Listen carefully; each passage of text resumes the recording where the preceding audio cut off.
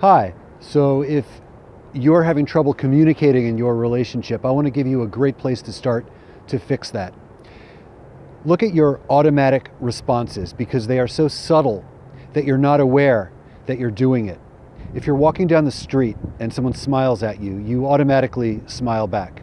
And if someone scowls at you, you scowl back, like, what's their problem? And this is so automatic. Uh, it's the same with all of our responses that we internalize, how's it going? Hey, how's it going? I mean, everything we say is automatic on so many levels. And this comes into our intimate relationships where we are automatically repeating things that we've heard throughout our lives in various situations, and we don't even know that we're doing it. So every coaching, every psychotherapeutic process really comes down to teaching you how to stop behaving reactively and start behaving creatively and create the life that you want. So what happens in a situation where you're fighting? Well, if someone talks to you in a nasty tone of voice or makes a cutting comment or a passive aggressive comment, or they're yelling or treating you like an opponent in any kind of way, then you automatically treat them like an opponent back. Because what's happening inside? Well, you have an automatic response of, I feel uncomfortable. And then on top of that automatic response is another automatic response of, well, this is how I handle it. You're yelling at me. Well, I'm going to yell back, or whatever your coping skill is that you've developed.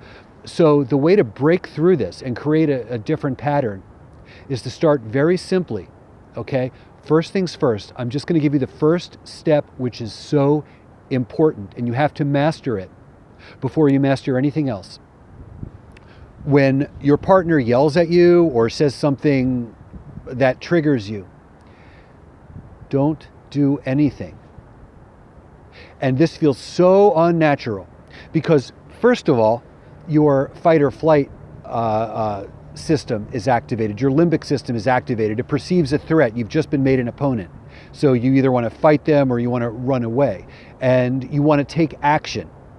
You feel powerless, like you've just lost your power, you've just been made a victim, so you want to take action. So what's the action that you're going to take? You're going to shut down, or you're going to do this automatic response, you're going to yell back, any of these things. But you are not in a life or death situation. So really what you are doing is you are developing the capacity to be still.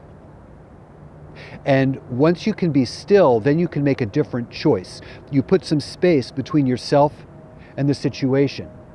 And that means, so you get this automatic trigger, they yell at you, ugh, and instead of going, well, screw you too, instead you're like, you simply notice that you are triggered, and you don't do anything. And this is so unnatural, because they're waiting for you to say something back, and all your internal scripts are feeling the pressure to say something back. The primitive part of you is feeling like, is confusing you're not saying anything with freezing. There's fight, flight, or freeze. So the primitive part of you is saying, well, if I don't do anything, I'm freezing. But this is totally different because you are not going to be killed. And this is how you develop the emotional muscles, is simply by being still and noticing that you feel terrible. And then what you can do is just breathe. And you become aware, wow, I feel this pressure to respond. Wow, I feel so angry. Wow, you develop a different relationship with your emotions. So where you can notice your emotions instead of letting them force you to take an action, because any emotional action that you take will create a consequence rather than a result, because it's an automatic reaction. So you are buying into the script at the level of a fight instead of at the level of a problem solver. So, to keep this simple, don't do anything. This is step one, and just really let this sink in. Let this sink in. Now I'm going to give you step two, but I want to keep this video short, and just so someone's coming at you, I don't do anything. I don't do anything. Wow, I feel upset. Wow, I feel this is so uncomfortable. I'm so uncomfortable not doing anything. And what happens is, over time, you notice, your system notices that it's not going to die, that it's not a fight or flight situation, and then it stops needing to behave as if it is a fight or flight situation, and it creates the space for you to make a different choice. What's the different choice? It's intelligently understanding the situation and then participating in the situation in an intelligent way that creates a solution.